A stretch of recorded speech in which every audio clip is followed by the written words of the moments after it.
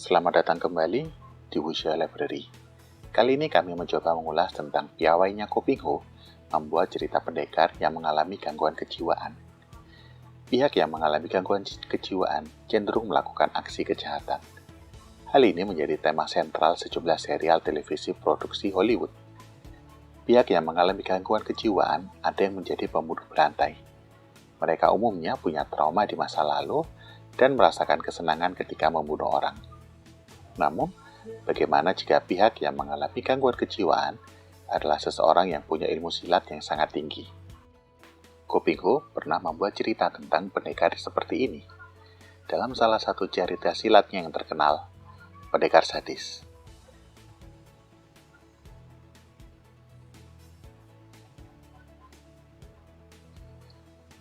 Sebelumnya, kami ingin memberikan disclaimer, footage video hanyalah pelengkap sebagai alat bantu agar kalian bisa menikmati ulasan kami. Foto dan video dari video ini bukan berasal dari karya Ko Ping-ho. Cerita Pendekar Sadis, hakikatnya berkisah tentang seseorang yang mengalami gangguan kejiwaan. Seseorang yang mengalami trauma di masa lalu yang kemudian melampiaskannya ketika dewasa. Sejak kecil mengalami trauma kejiwaan. Setelah ayah dan ibunya dikeroyok dan dibunuh. Setelah remaja, pengalaman pahit yang dialami antara lain ketika gadis yang menjadi cinta pertamanya dibunuh dengan sangat mengerikan. Ini mempengaruhi jiwanya, sehingga keinginan untuk membunuh para penjahat menjadi berkobar. Bahkan, bukan sekedar membunuh. Sebelum membunuh, dia menyiksa para penjahat itu dengan amat sangat sadis. Poin penting yang dipaparkan Su Ko Ping-ho adalah ketika menyiksa musuhnya, ia mendapatkan kesenangan. Ada semacam kepuasan yang muncul ketika dia menyiksa orang. Ini hakikatnya merupakan ciri seseorang yang mengalami gangguan kejiwaan.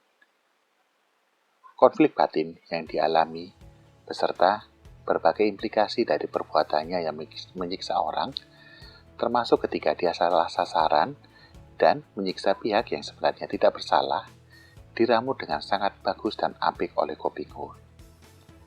Beliau juga memaparkan poin penting lainnya terkait sikap para tokoh dunia persilatan yang merasa diri bersih.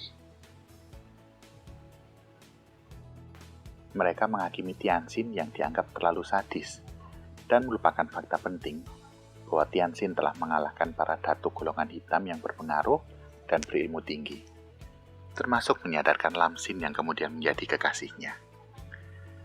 Syukurlah, pada akhirnya Tianxin sadar dari kesesatannya. Dia memutuskan untuk tak lagi bertindak sadis pada musuh-musuhnya. Peran ayah angkatnya, Jia Xinliong, kekasihnya Kim Hong, dan terutama kakak angkatnya yang sangat dia sayangi dan hormati, Jia Hantiong, sangat besar. Cerita Pendekar Sadis bukan kisah psikologi, bukan studi kasus tentang masalah kejiwaan. Kisah Pendekar Sadis hanya cerita silat biasa. Namun, yang dipaparkan KPH merupakan cerminan dari apa yang masih terjadi hingga kini. Bahwa ada kejahatan yang memang terjadi karena pelakunya punya trauma masa lalu. Mereka terjerumus menjadi penjahat karena tak punya sosok keluarga dan teman yang peduli dan menyayangi secara utuh. Seperti Tianxin yang punya sosok Xinliong, Kim Hong, dan Han Tiong. Ketika kita membaca Pendekar Sadis, kita mungkin merasa gembira dan senang ketika ada tokoh jahat yang disiksa sesadis mungkin. Kita menganggap menyiksa penjahat itu benar, karena penjahat memang patut disiksa. Jika perasaan itu muncul, mungkin tanpa kita sadari di dalam diri kita, memang ada naluri untuk bertindak sadis. Namun, apakah perasaan itu bisa dibenarkan? Pertanyaannya, musuh diperlakukan sadis tidak apa-apa, tapi jika protagonis diperlakukan sadis adalah hal yang salah. Apakah benar pandangan seperti itu? Silakan rekan-rekan menjawab pertanyaan tersebut. Terima kasih sudah menonton video kami. Jangan lupa untuk like dan subscribe dan share video kami. Terima kasih dan sampai jumpa di video berikutnya.